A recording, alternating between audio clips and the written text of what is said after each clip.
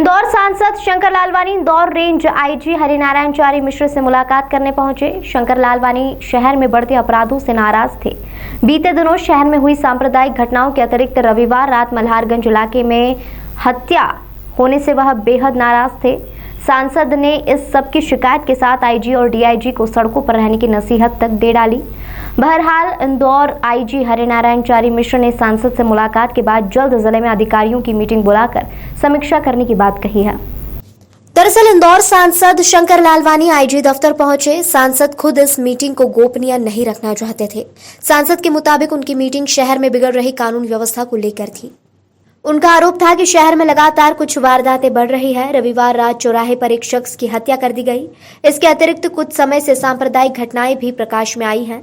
इस तरह की घटनाओं का सांसद ने उल्लेख किया। इतना ही नहीं, सांसद इतने आक्रोशित थे कि उन्होंने बताया कि उन्हें जनता से कई बार इस तरह के फीडबैक मिलता है कि उनकी थानों पर समस्या समय रहते नहीं सुनी जाती और जो कार्रवाई होनी चाहिए वह नहीं होती।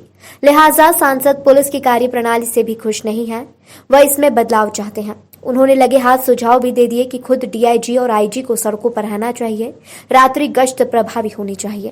पिछले कुछ दिनों में कुछ बातें से ध्यान में आ रही है, खास करके कानून व्यवस्था को देखते हुए, चाहे सांप्रदायिक का माहौल हो, चाहे हमने कल देखा किस प्रकार नशे की हालत में उन्होंने रॉड मारी या जो भी करा कि हत्या हुई।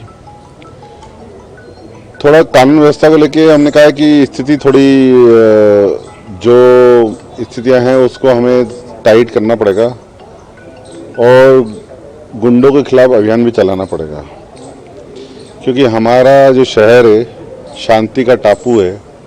पूरे देश में इंदौर की ख्याति है और ख़ास करके शिक्षा के क्षेत्र में हो, आईटी के क्षेत्र में हो, उद्योग के क्षेत्र में हो, स्वच्छता के क्षेत्र में हो, व्यापारिक केंद्र हो, सब में इंदौर नंबर 1 रहता है।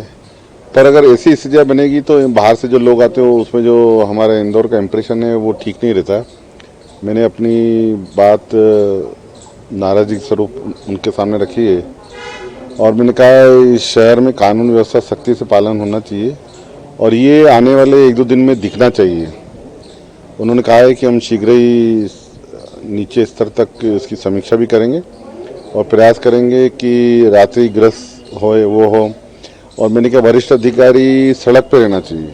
हमारे जवान तो रहते ही, लेकिन जवान के ऊपर भी टीआई, सीएसपी, एसपी और यहाँ तक कि डीआईजी, आईजी को भी कभी कभी राउंड लेना चाहिए शहर में, ताकि उनको वस्तुस्थिति की जानकारी लगे।